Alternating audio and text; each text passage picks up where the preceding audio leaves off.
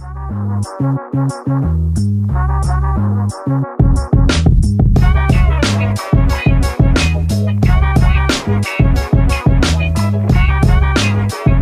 right, welcome to another edition of Mac Wired. We're going to kick it off with our outfielders today. Why don't you guys introduce yourselves, name, position, number, year.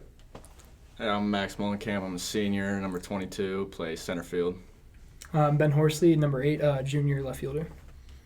Fantastic. We're mid-season, and we just got done talking to the catchers.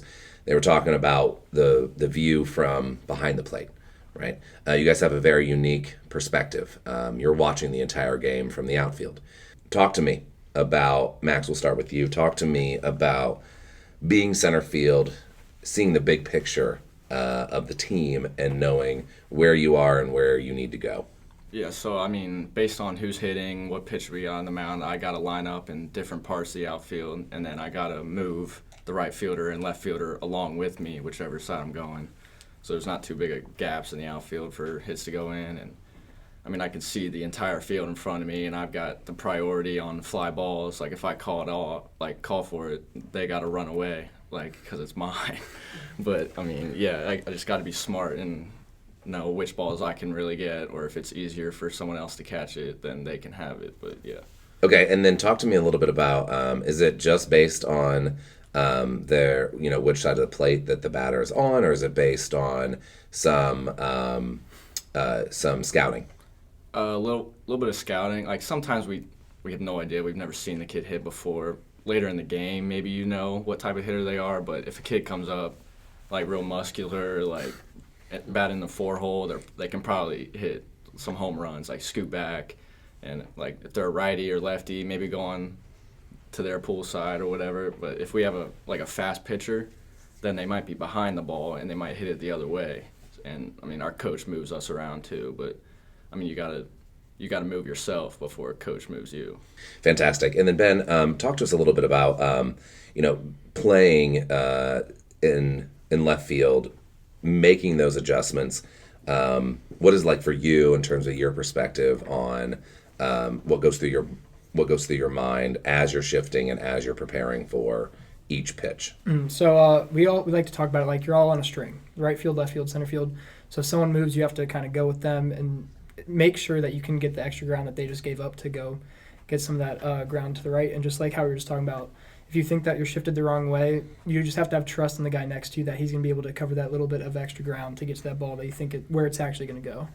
And playing outfield is really a guessing game, right? I mean, you're just guessing because the ball's going to come off a bat and it's going to do what it's going to do, depending on the pitch and depending on where things. And you can't always adjust for every single pitch, and you never really know exactly where the pitch is going to go, exactly where it's going to come off the bat.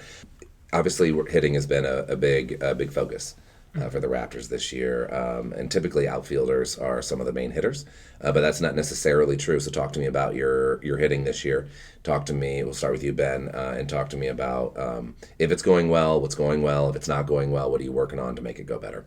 Well, I feel like as a whole, pretty much for outfielders, we're probably the fastest position group out there. So I think right now we're, as a group-wise, probably hitting the best, but not all of our hits are exactly well-hit balls. It's just we're so fast we can beat out the ones that not everyone would be able to beat out, like our first baseman and all that, like Churro. But I feel like me especially, I've had 2 or 3 hits this year that probably I shouldn't have got, but I've been able to, since I see it off the bat and I'm like, I realize that I have to go now. I'm able to get there instead of because some people, they don't really run as hard as they should. Okay, got it. So for you, it's more about the athleticism and really focusing on the athleticism of not only connecting, but then making sure the entire way you're trying your hardest. Yeah, absolutely. What about you?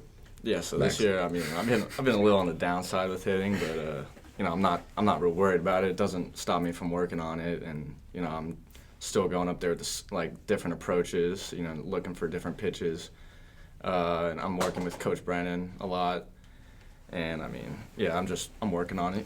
Cool. Yeah. Cool. And how are you? And what's your main focus? Is it like what specifically are you working on within the cage or within your mindset or within your stance or what goes through? What is that? Yeah, in the cage, like I've changed my stance up a lot just to try to fix certain issues like I've had with my swing. Like we get some film on me and I can see what I'm doing wrong, and so I just change some things up, see what's comfortable, see what's working, and once I feel comfortable, then I'm good to go. Like, and I just go with it. And is that new from last year? Is this a new perspective in terms of utilizing film, utilizing technique, and look, because I've heard a lot about your coach focusing on mechanics, and just saying that this that a human body has mechanics that one should believe in. Yeah. So I think that's really interesting. I think that's really awesome.